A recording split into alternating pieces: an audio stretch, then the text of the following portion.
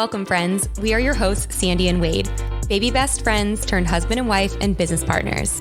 This podcast is for the dreamers, the movers and shakers, and those who seek to attract their dream life. Strap in. Getting magnetic in 3, 2, 1. Like attracts like. If you see it in your mind, you can hold it in your hand. You just decide what it's going to be, who you're going to be, how you're going to do it. And then from that point, the universe is going to get out your way. This moment in time, this is your time to rise. Hello, hello.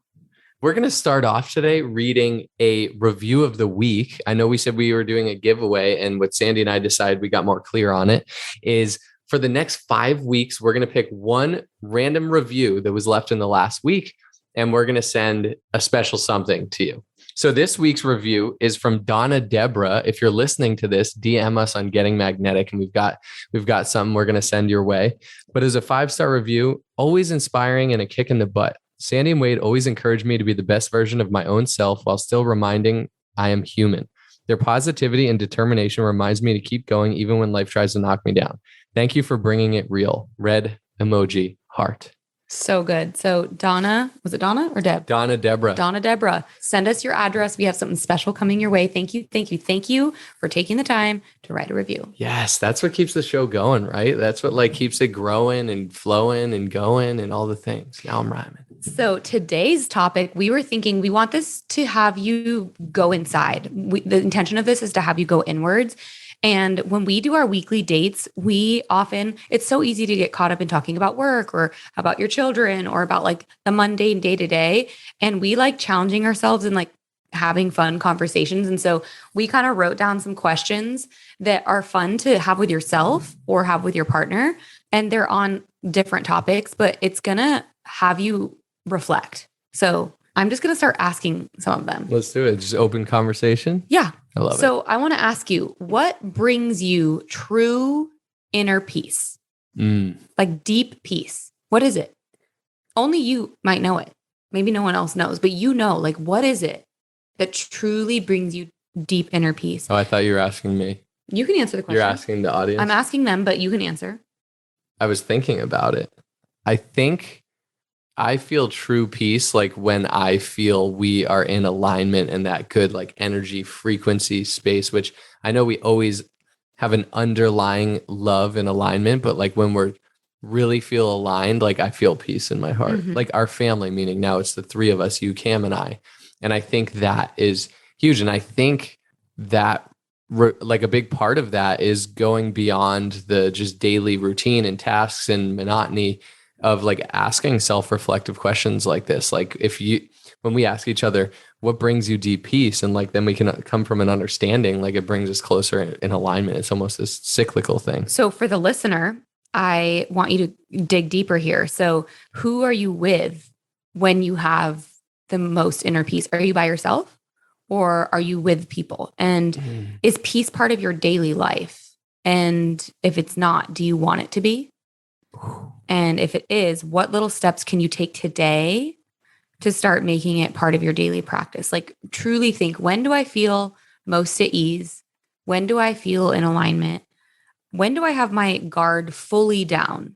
These are fun questions to think about. They kind of make you these aren't everyday questions, right? But we wanted to dig into some of the questions that we like to have amongst each other. What comes up for you there? What brings you deep peace, or who are you with, or what comes into your heart in asking those questions? I'm in deep peace often when I'm by myself. I have times when I'm in deep peace when I'm with you. Someone that comes to mind is one of my best friends, Leslie.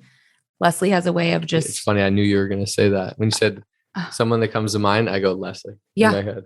Leslie literally brings out this part of me that a lot of people don't know. And I love that. I love me when I'm with her. Mm-hmm.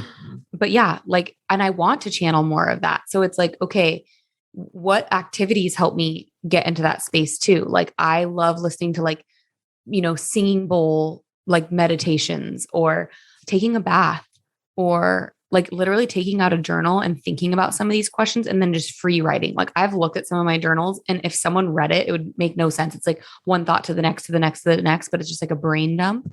Like doing those things make me feel peaceful because it's like freeing my mind of the swirling things and just like getting it out. I love the concept of like asking yourself, like, do you create a space for peace every day? Like, what is your peace? What brings you peace? And then do you intentionally create space for that? Whether that's a bath, whether that's a meditation, whether that's a prayer, whether that's Going on a walk. Yeah.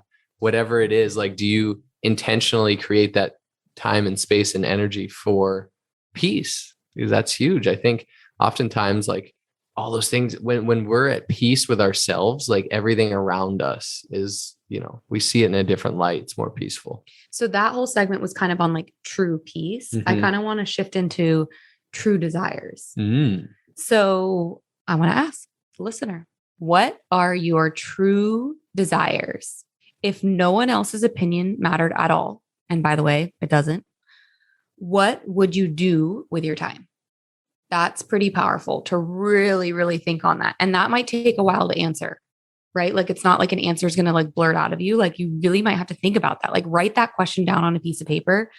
What are my true desires? If no one else's opinion mattered, what would I do with my time? I love that too. Like that we're all reflecting on this. And I think about it from a relationship standpoint. Like I was reading something and I think it prompted, or it somehow sparked in me like to ask Sandy, what are your dreams? And I was like, I have a feel like Sandy and I do talk about our dreams, but when was the last time I asked her point blank, like, babe, what are your dreams? Like, what do you dream of? What do you see for our life or whatever that is? And like, when's the last time we asked our partner that, our spouse that, our best friend or mom, whoever it is in our life, someone close to us, hey, what are your dreams? Like, it's so easy to get caught up in the day to day. Like, I think this whole exercise and this whole episode is kind of around like stepping back out of that and really getting self-reflective and going within or with your partner, your spouse, or whoever that is. And what are your desires? What are your dreams? Like we think we know them, but what if we truly ask them, like, if you couldn't fail at anything, or if no one's opinion mattered, what would you want to do with your time? Like those are keys, right? Those are clues. Those are insights into like what a happy, harmonious, peaceful life looks like. What I love about this too is it's so easy to just ask people like, how you doing? Right. Mm-hmm. I love questions that are way more intentional and it kind of throws people off guard. And not that that's my intention, but I love asking people like, what are you most excited about in life right now? We're Usually, so on the same when I ask people that, they're like, whoa, let me think about that, but like, I love deep questions. So continuing on with this true desires topic, like what dreams would you pursue if you knew you could not fail, right? What would you choose to be? What hobbies would you have? How would you spend your mornings? How would you spend your evenings? How would you spend your weekdays? How would you spend your weekends? At your core, what do you truly, truly want in this life? That is like, it's kind of tying into what we were talking about in book club this morning. Like you really have to almost like strip yourself of your ego and what other people think of you or see of you to really ask yourself, like, gosh, if other people's opinions didn't matter, if other people weren't like watching me, observing me, judging me, telling me what they think about me, like giving me that feedback, and it was just about what fills my soul, what would I do? We'd probably all be moving a little bit differently. Mm-hmm. I love that question. Like, how often do we reflect on that? If I could not fail, what would I do? That is the biggest clue. Like the people we see doing the great things in the world, they've like asked themselves that question or found that answer and they're going for it. And like what we realize is I can't fail unless I quit. Like if I just ask myself, what would I do? And then just start doing that.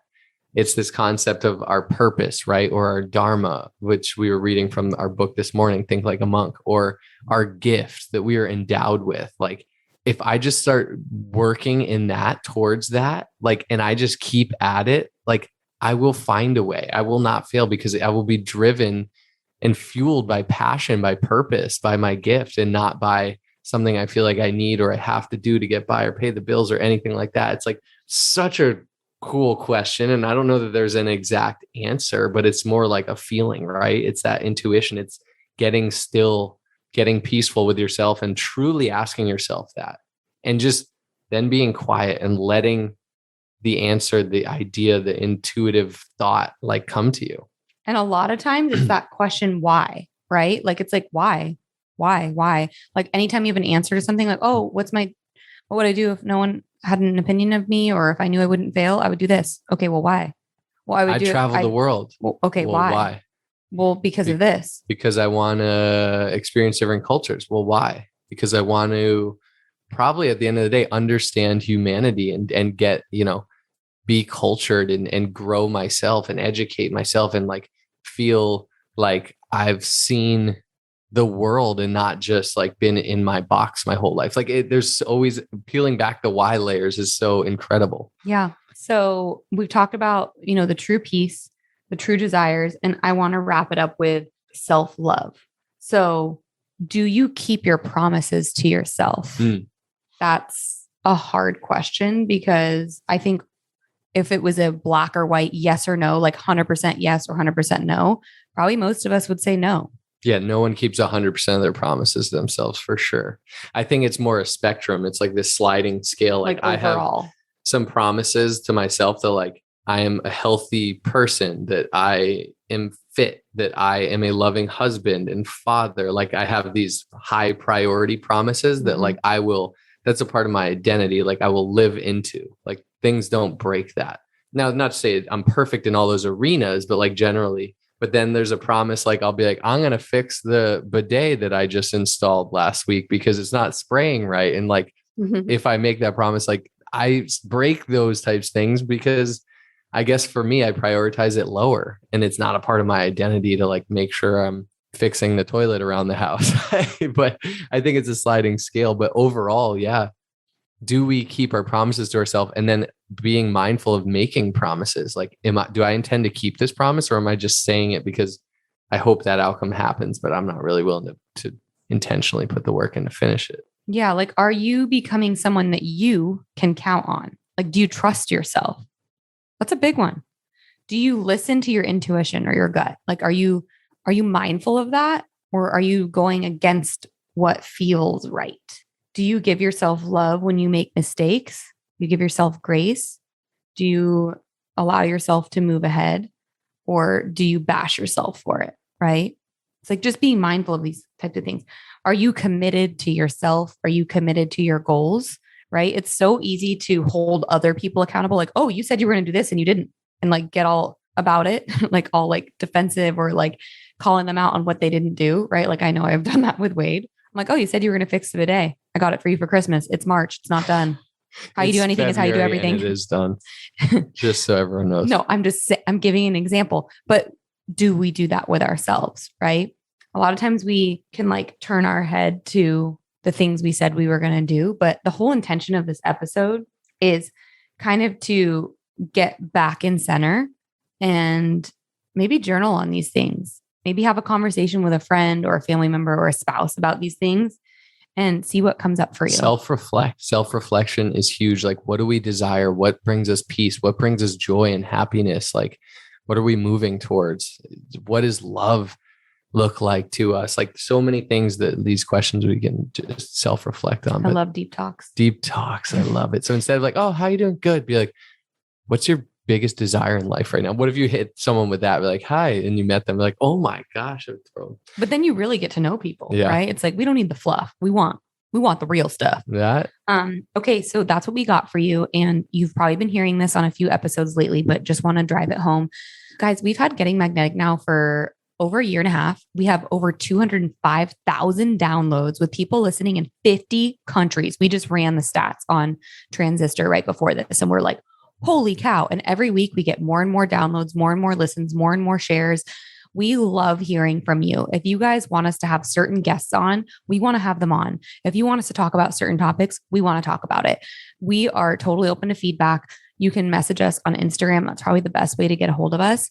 And if you're wanting more, if you want to be watching us on video right now, if you want more behind the scenes access, if you want Q&A, if you want coaching, if you want to be more of a part of a community with other people that love Getting Magnetic, that are eager to grow themselves, you need to check out our Patreon. Patreon is a community outside of Getting Magnetic that gives you access to more of these behind the scenes things. There's 2 different tiers. There's a $3 per month or a $27 per month. $3 a month is like, yo, I love Getting Magnetic. I'm a show supporter. I want to see the videos. I want to see what it's like in the studio. I want to really absorb these episodes and kind of see like what it's like. So that's $3 a month. And that kind of just keeps the show going. Right. And the $27 a month is essentially like a mastermind, because once a month, we're going to do at least hour long coaching call, dependent upon topics that you bring to us. So, and there's so many other things that come with that. But if you're seeking more, if you're craving more, you're not hearing this by accident. That is an investment that you can make to grow yourself, to connect with other people. And we invite you to join us. So be one of the first.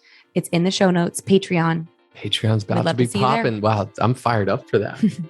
All right. Till next time, guys. Bye. Only those that can see the invisible can do the impossible. So remember, you are magnetic.